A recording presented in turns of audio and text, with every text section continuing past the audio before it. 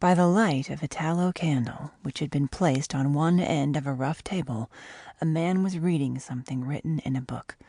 It was an old account book, greatly worn, and the writing was not apparently very legible, for the man sometimes held the page close to the flame of the candle to get a stronger light upon it.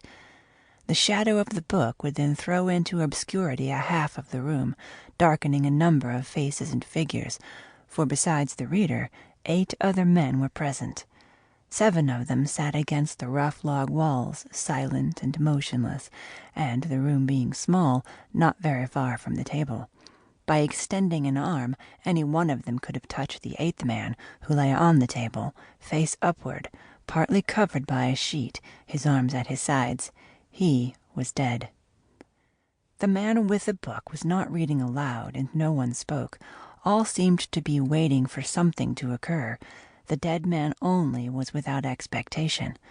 From the blank darkness outside came in, through the aperture that served for a window, all the ever unfamiliar noises of night in the wilderness, the long nameless note of a distant coyote, the stilly pulsing thrill of tireless insects in trees, strange cries of night birds, so different from those of the birds of day, the drone of great blundering beetles, and all that mysterious chorus of small sounds that seem always to have been but half heard when they have suddenly ceased, as if conscious of an indiscretion.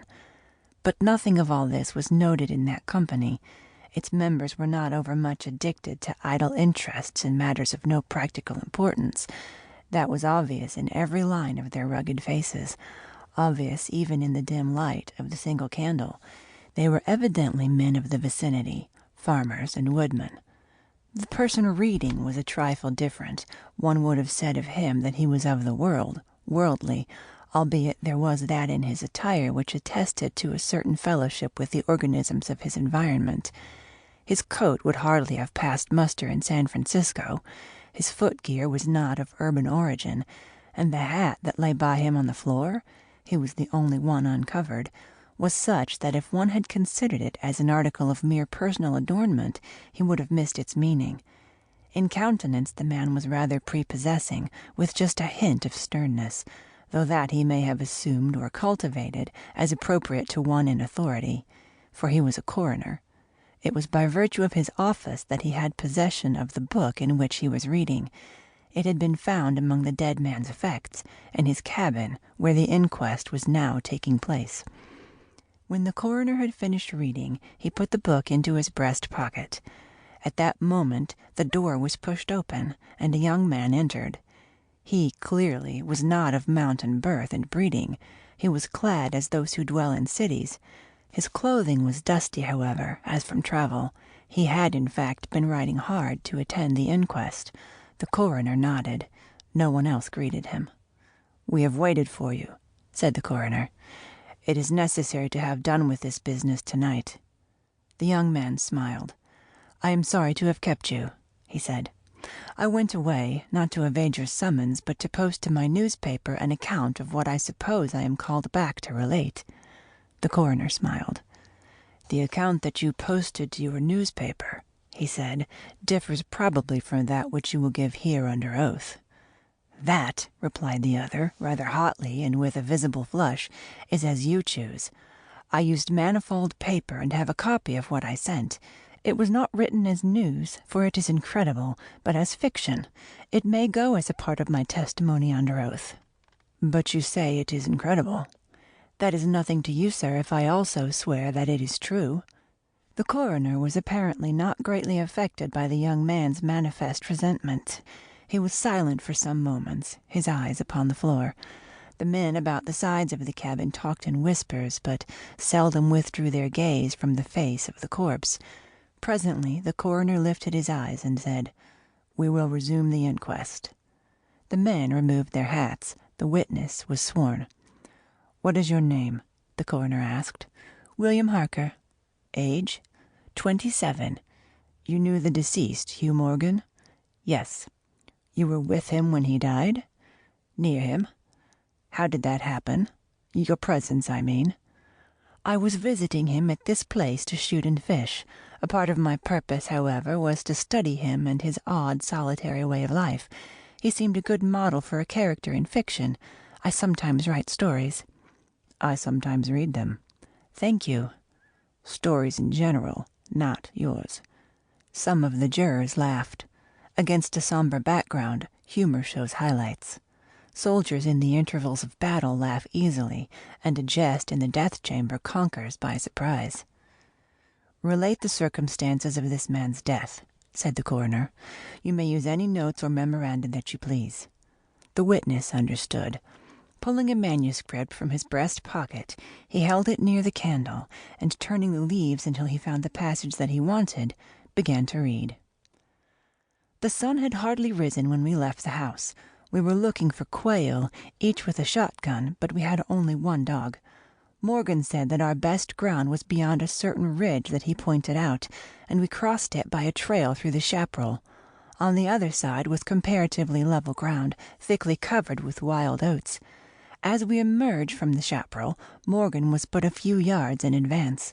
Suddenly, we heard, at a little distance to our right and partly in front, a noise as of some animal thrashing about in the bushes, which we could see were violently agitated. 'We've started a deer,' I said. 'I wish we had brought a rifle.' Morgan, who had stopped and was intently watching the agitated chaparral, said nothing, but had cocked both barrels of his gun, and was holding it in readiness to aim. I thought him a trifle excited, which surprised me, for he had a reputation for exceptional coolness, even in moments of sudden and imminent peril. 'Oh, come,' I said, 'you're not going to fill up a deer with quail shot, are you?' Still he did not reply, but catching a sight of his face as he turned it slightly toward me, I was struck by the pallor of it. Then I understood that we had serious business on hand, and my first conjecture was that we had jumped a grizzly. I advanced to Morgan's side, cocking my piece as I moved. The bushes were now quiet, and the sounds had ceased, but Morgan was as attentive to the place as before. 'What is it? What the devil is it?' I asked. 'That damned thing!' he replied, without turning his head. His voice was husky and unnatural. He trembled visibly. I was about to speak further, when I observed the wild oats near the place of the disturbance moving in the most inexplicable way. I can hardly describe it. It seemed as if stirred by a streak of wind, which not only bent it, but pressed it down, crushed it so that it did not rise, and this movement was slowly prolonging itself directly toward us. Nothing that I had ever seen had affected me so strangely as this unfamiliar and unaccountable phenomenon, yet I am unable to recall any sense of fear. I remember, and tell it here because, singularly enough, I recollected it then, that once, in looking carelessly out of an open window, I momentarily mistook a small tree close at hand for one of a group of larger trees at a little distance away. It looked the same size as the others, but, being more distinctly and sharply defined in mass and detail, seemed out of harmony with them. It was a mere falsification of the law of aerial perspective, but it startled, almost terrified me. We so rely upon the orderly operation of familiar natural laws that any seeming suspension of them is noted as a menace to our safety, a warning of unthinkable calamity. So now the apparently causeless movement of the herbage and the slow, undeviating approach of the line of disturbance were distinctly disquieting. My companion appeared actually frightened, and I could hardly credit my senses when I saw him suddenly throw his gun to his shoulders and fire both barrels at the agitated grass.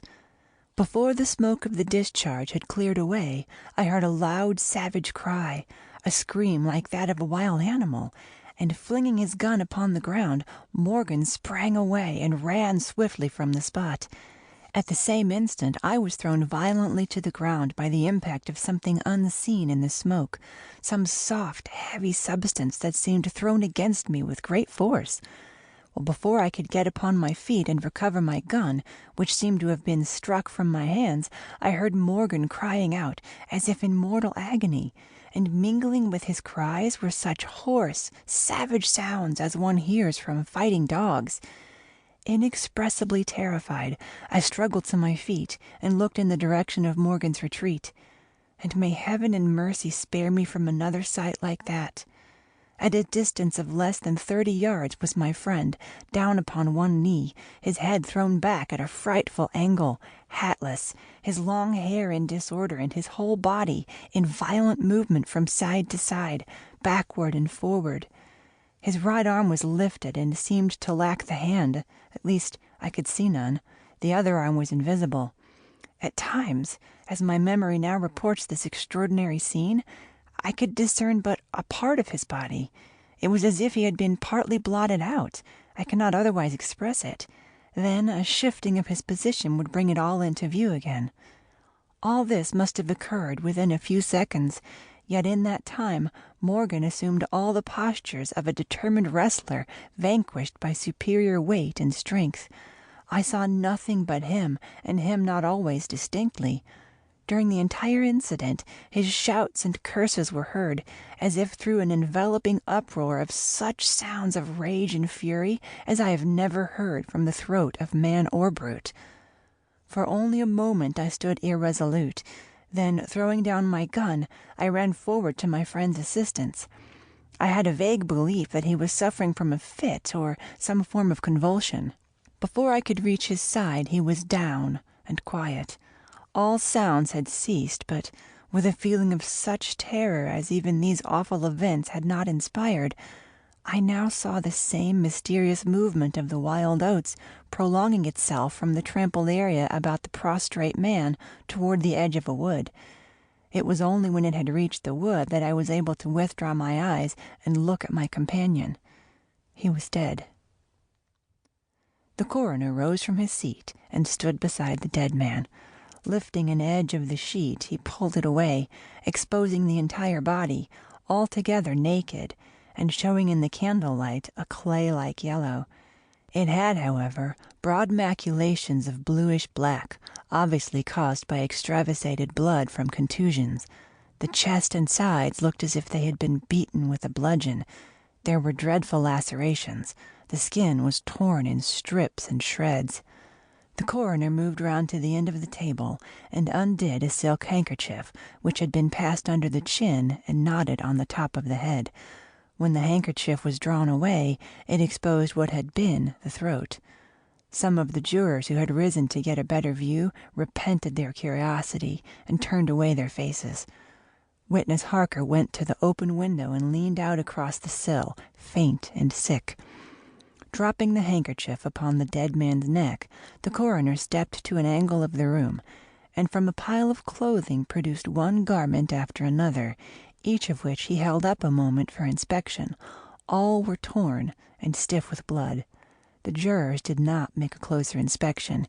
They seemed rather uninterested. They had, in truth, seen all this before, the only thing that was new to them being Harker's testimony. "Gentlemen," the coroner said, "we have no more evidence, I think. Your duty has been already explained to you. If there is nothing you wish to ask, you may go outside and consider your verdict." The foreman rose, a tall, bearded man of 60, coarsely clad.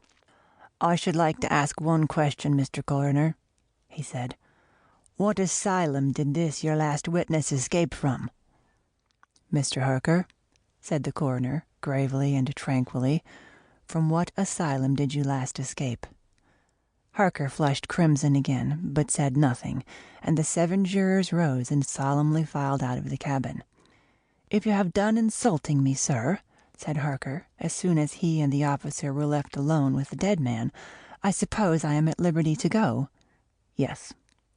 Harker started to leave, but paused with his hand on the door latch. The habit of his profession was strong in him, stronger than his sense of personal dignity. He turned about and said, "The book that you have there, I recognize it as Morgan's diary. You seemed greatly interested in it. You read in it while I was testifying. May I see it? The public would like—" "The book will cut no figure in this matter," replied the official, slipping it into his coat pocket. "All the entries in it were made before the writer's death." As Harker passed out of the house, the jury re-entered, and stood about the table on which the now covered corpse showed under the sheet with sharp definition. The foreman seated himself near the candle, produced from his breast pocket a pencil and scrap of paper, and wrote rather laboriously the following verdict, which with various degrees of effort all signed. We, the jury, do find that the remains come to their death at the hands of a mountain lion, but some of us thinks, all the same, they had fits. In the diary of the late Hugh Morgan are certain interesting entries having, possibly, a scientific value as suggestions. At the inquest upon his body, the book was not put in evidence. Possibly the coroner thought it not worth while to confuse the jury. The date of the first of the entries mentioned cannot be ascertained. The upper part of the leaf is torn away. The part of the entry remaining is as follows.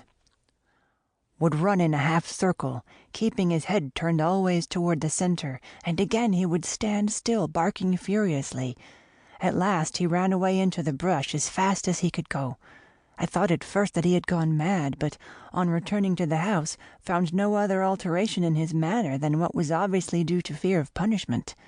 Can a dog see with his nose? Do odors impress some olfactory center with images of the thing emitting them? September 2nd. Looking at the stars last night as they rose above the crest of the ridge east of the house, I observed them successively disappear from left to right. Each was eclipsed but an instant, and only a few at the same time, but along the entire length of the ridge, all that were within a degree or two of the crest were blotted out. It was as if something had passed along between me and them, but I could not see it, and the stars were not thick enough to define its outline. Ugh, I don't like this. Several weeks' entries are missing, 3 leaves being torn from the book. September 27th. It has been about here again. I find evidences of its presence every day. I watched again all of last night in the same cover, gun in hand, double charged with buckshot.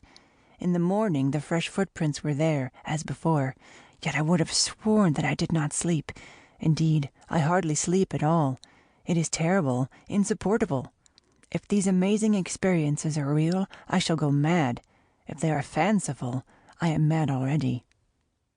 October 3rd. I shall not go. It shall not drive me away. No, this is my house, my land. God hates a coward. October 5th.